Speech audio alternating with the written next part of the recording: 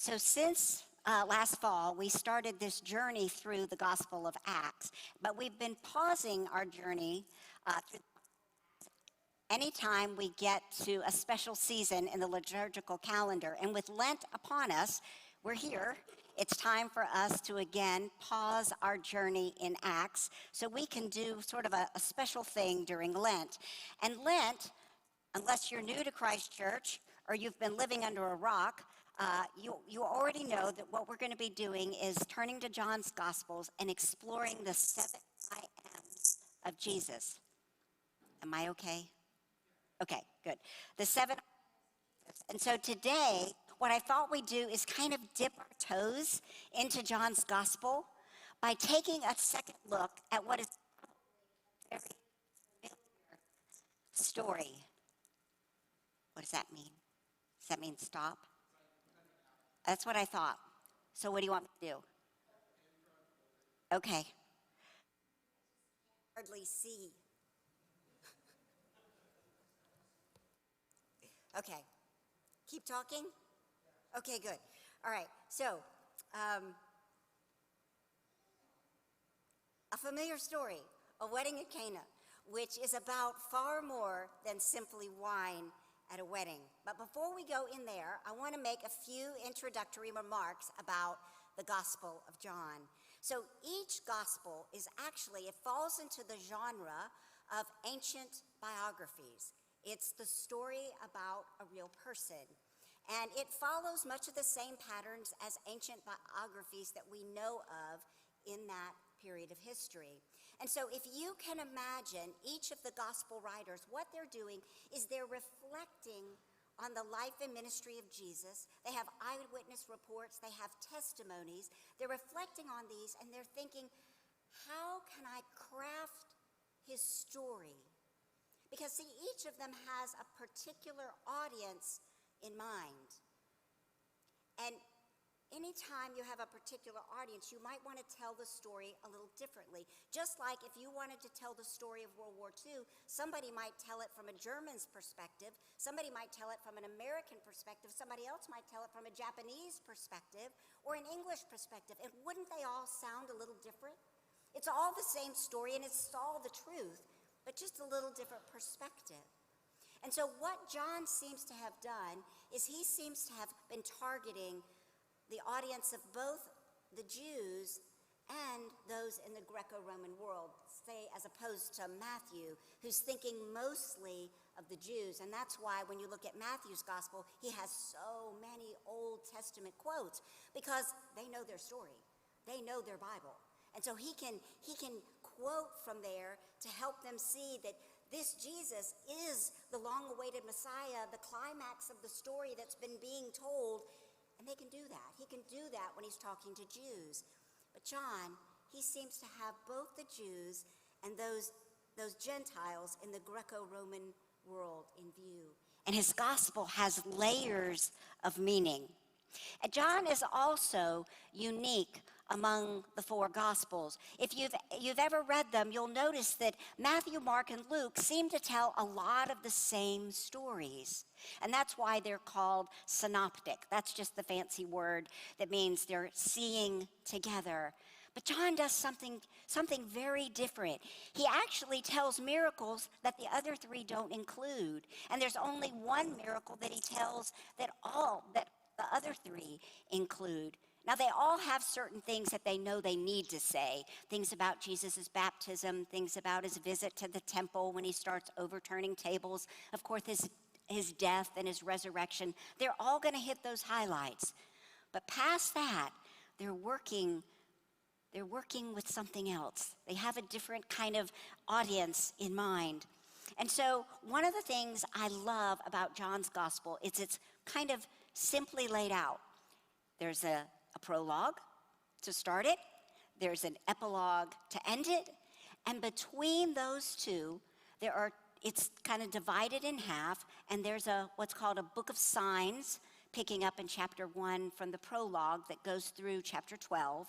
And then before we get to the epilogue, from chapter 13 before the epilogue, it's the book of glory. And John intends for you to read his gospel, as the other writers do, as a cohesive whole. So we need to keep that in mind. Also, John's gospel is full of sevens. He has, 7 signs, 7 festivals, 7 mentions of the word hour, 7 stories that have something to do with water, 7 testimonies, and of course, the 7 I am statements. Now, I'm going to say something that might surprise you. When I learned it a number of years ago, it surprised me too. That in the world of the Bible, in the ancient world, miracles weren't very shocking. Miracles, things that were happening by things that they were crediting to some sort of spiritual realm, didn't surprise them. What they did was prompt the question, by whose authority is this happening? What power is behind that action?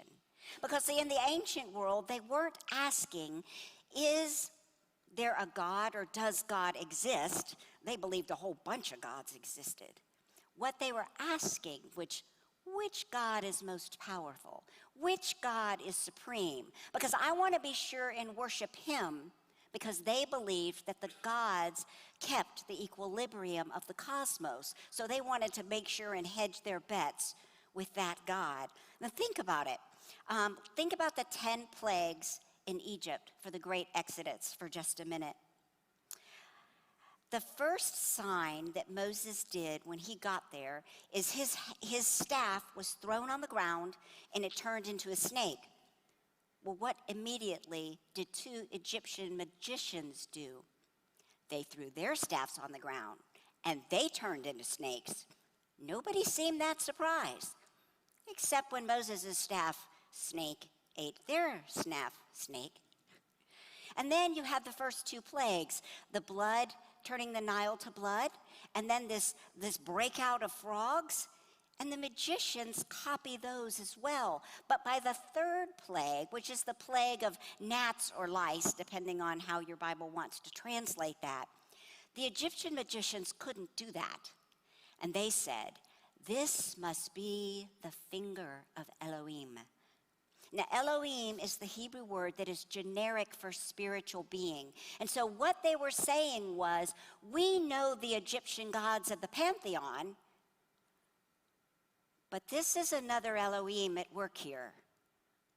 Of course, that Elohim was Yahweh, the God of Israel. And just think about this too. Luke tells a story of Jesus casting demons out of somebody, and he does it on the Sabbath, so he gets the attention of the Jewish religious leaders. And what do they ask him?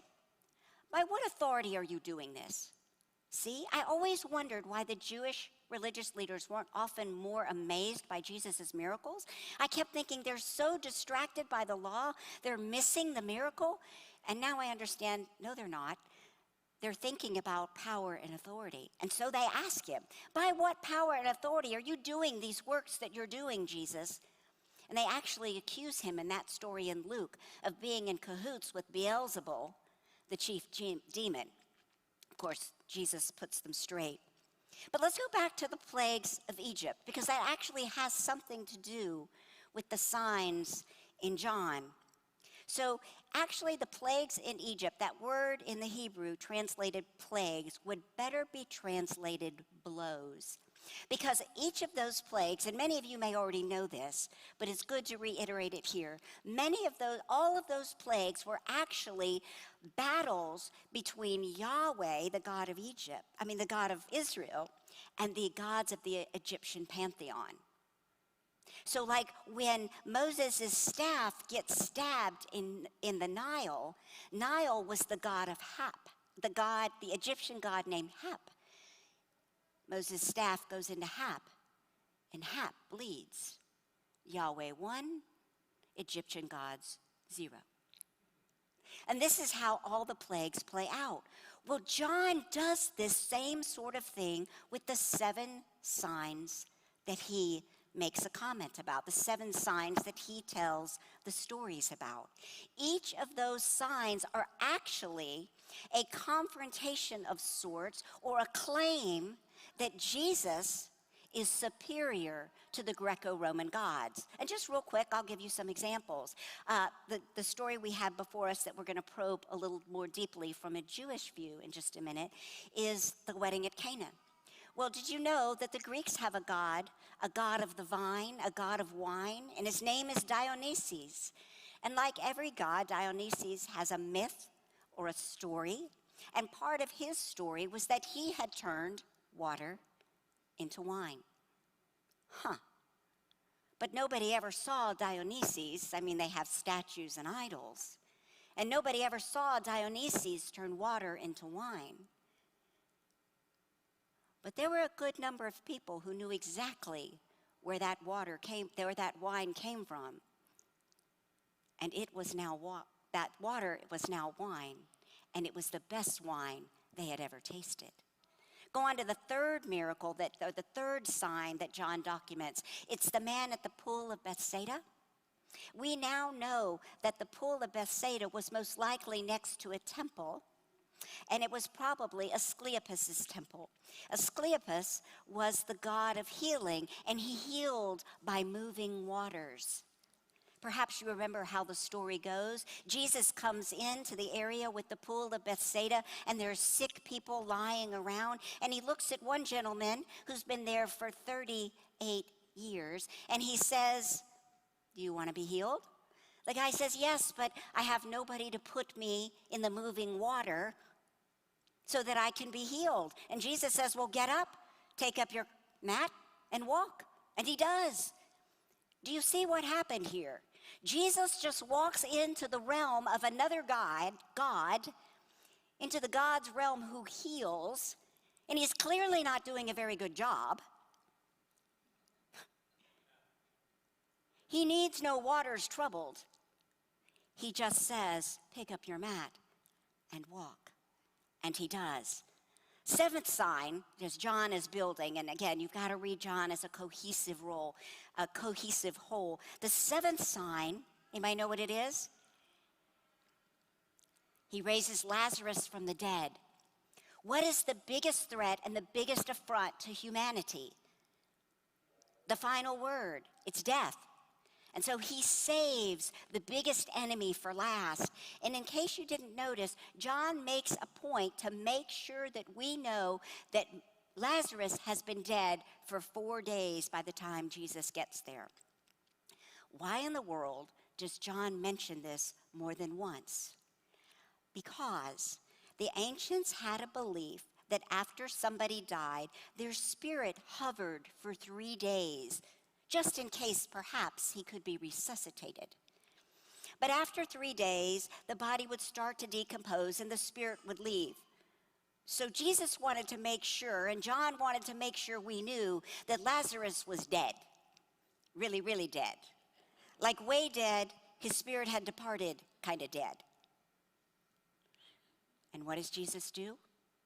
He calls out, "Lazarus, arise." And he does. Not even the gates of Hades, the gates of death, and Matthew tells a story about that, are going to be able to withstand the advances of the kingdom of God. All right, so here's something else, though. So we said that John is divided into 2, after the prologue, the book of signs and the book of glory. The book of glory, the glory is Jesus' crucifixion.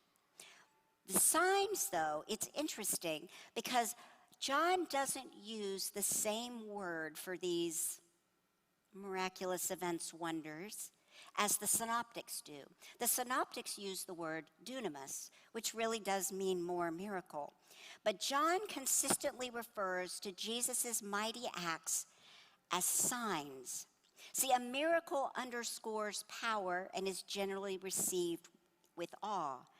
But a sign is revelatory, disclosing something from God, something that was hidden before. Signs are not merely acts of power and might. They unveil that God is at work in Jesus and present in him. They are meant, signs are meant to be probed. Taylor, would you put that quote up if that's convenient? So some scholars actually see a pattern in the book of signs that it's divided into two, looking at the institutions of Judaism and looking at the festivals of Judaism. In each, Jesus appears at important events in Judaism, whether it's something with one of their institutions or something with their festivals, exploiting symbols that are associated with these events in order to make his own identity clear, and providing something in abundance that the event promises, and referring to the symbolic meaning of that thing or event to himself. Technically, and in short, it's about messianic replacement and abundance. So, in order to understand from maybe a Jewish perspective, this wedding, which means it's about far more than wine at a wedding, we need to look at three things. First, a wedding. Weddings in the first century are the absolute pinnacle of celebration. I know we're used to thinking for Jews that it's Passover, and when they all go to the Passover festival in Jerusalem, that's a big deal, and heck yes. But in your village, the wedding is the premier event. This is where you spend all your money. This is where all your friends come. This is where you bring your best food, and this is where you serve the best wine, and you serve a lot. And so the wedding became an image that was employed about the time that Messiah would come. When Messiah comes, it will be like the best wedding ever. And it always mentioned specifically it would flow with abundant wine. In fact, there are some extra biblical Jewish writings that we know of around that time, in which it said that when Messiah comes, every grapevine will produce 1,000 clusters. And within those 1,000 clusters, there will be 1,000 grapes per cluster. And per 1,000 grapes, you'll be able to get 1,000 gallons of wine.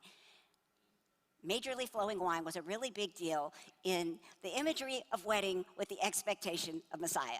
Do you get it?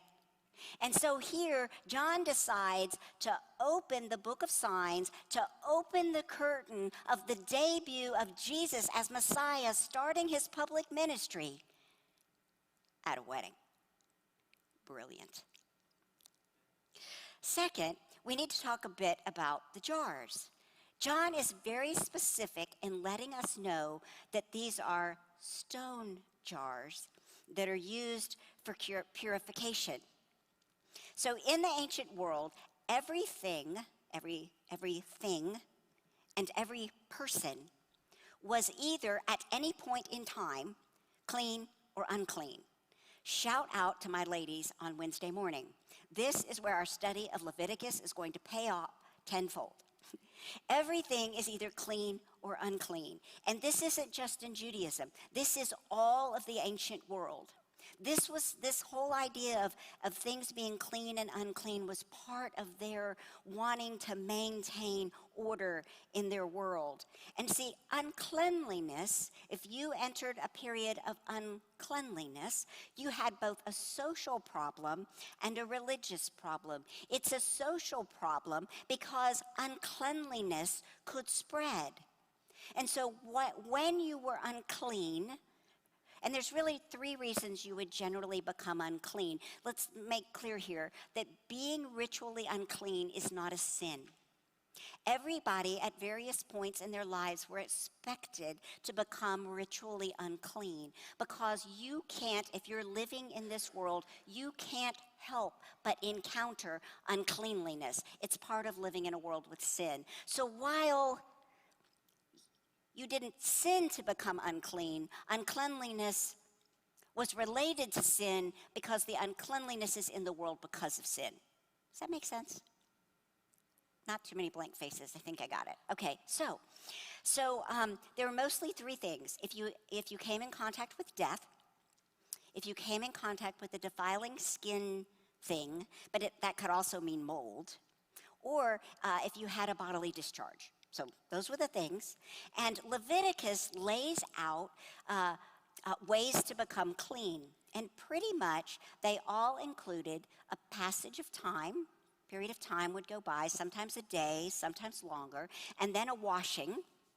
And then sometimes, depending on the particular uncleanness, there would be an offering or a sacrifice you would bring to the tabernacle or the temple later in Jewish history.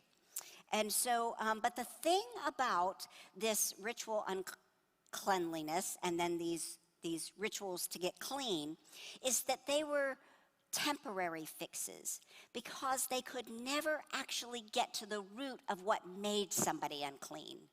They could clean up the temporary uncleanliness, but you were probably going to run into it again. And so you'd have to do the cleansing again. And so these water pots were special pots for holding the water that could make you clean if you needed to be ritually cleansed.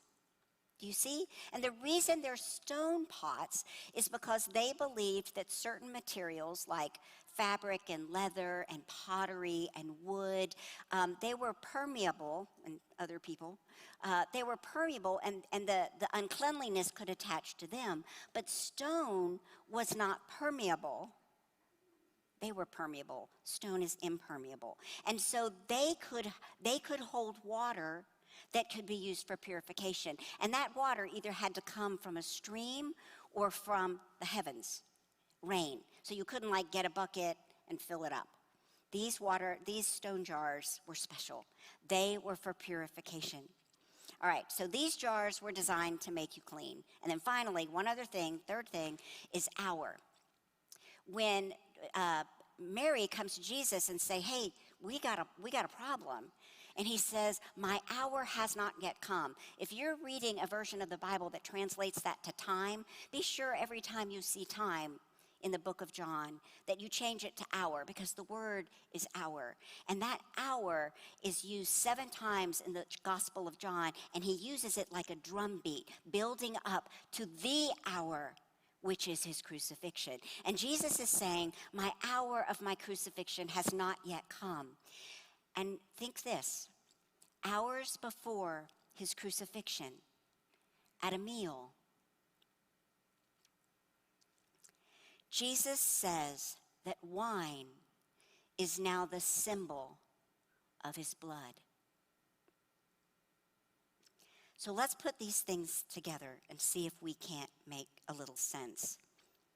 Jesus enters public ministry at a wedding, a commonly employed metaphor for the days of Messiah. At the wedding, wine has run out, and Jesus provides the anticipated abundance of wine at that wedding. And let's not miss that that wine is the best wine that they had ever tasted. Jesus puts that wine in jars that are made specifically for purification, transferring people from a state of unclean to a state of clean. 3 years later, just hours before his death, Jesus is going at a meal to establish that from now on, wine is going to be the symbol of his blood, and that at his crucifixion, when he is pierced by the soldier's sword, what comes out? Water and blood. So the wedding at Cana is about more than wine at a wedding. It's about the theological reality that Jesus is Israel's long-awaited Messiah, and he is now the place of purification. And that purification that he offers is a superior purification, one that deals with the root of uncleanliness. and it flows in abundance. This is what the story is about. The transfer of Jesus' blood into the place of purification. Now, if you're following Jesus, then you have experienced that once and for all purification. And that's great. So, good. But you know what? We know that we still live in a world of sin, where sometimes the sin in the world, maybe the best way to think of it, slimes us. And we need to be reminded of the gift of Jesus' blood of purification. And one of the things I love about the way we Anglicans do it is that every week, week after week, and sometimes in special days in the middle of the week, we are invited as a family to come to the table where we will be reminded that the wine in the cup is his blood, and we are invited to drink deeply from it.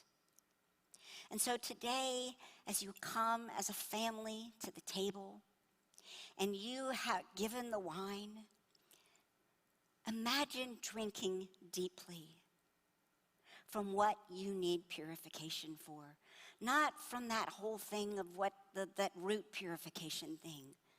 But if you've been slimed in this life, and I imagine each of us has, in one way or another. But Jesus' blood is here in abundance for every way that we have been slimed to make us clean.